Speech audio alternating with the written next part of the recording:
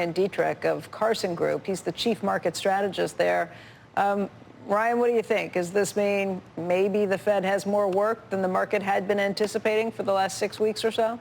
Yeah, thanks for having me. Good morning, Becky. I mean, it could. I mean, most of the inflation data has been positive. Yes, today's week. I just want listeners to be aware of this, though. This is the third best start to year ever for the S&P 500 as of Valentine's Day. The second half of February into early March is a weak seasonal time. So after that strong start, maybe we could have a pullback. And think about this. I call it the Valentine's Day indicator. Looking at those 10 years that were better than this year started as of Valentine's Day. The rest of the year, Becky, higher 9 times, up 11% on average, only down once. Okay, so it's the whole so goes January, goes the year, building on that. There's a lot of momentum. Been coming on you guys for a while saying we're going to avoid a recession. Inflation's coming back. Look for upside, and we think any weakness, we would sure be buyers here, especially in a pre-election year, which are normally strong.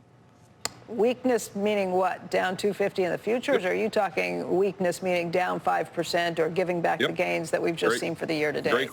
Great question. The S&P 500 is about 5% away as of last night's close. If we had that type of a pullback, it's going to scare everybody. But I'll tell you, that would be a really nice potential sign. We don't think it'd be much more than that, especially considering we kind of are on a weak seasonal period, for the next 3 to 4 weeks or so. What about this idea that there's a lag effect that we haven't seen yet, just in terms of how much damage to the economy what the Fed's already done is going to have? And if you're looking at another 50 basis point rate hike potentially, that stuff starts to add up, and it could look scary for the second half of the year just in terms of the economy.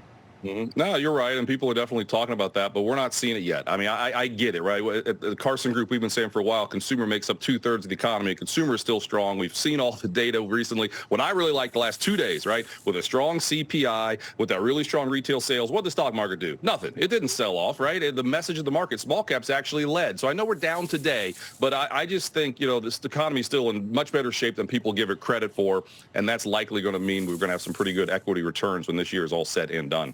What do you like best? Yeah, we like small caps. We've liked them for a while. Come on, you said that for a while as the economy avoids a recession. Also cyclical value. We're sticking with those two groups, overweight those in the models we run for our partners at Cashin Group, and we think they're going to keep doing pretty well.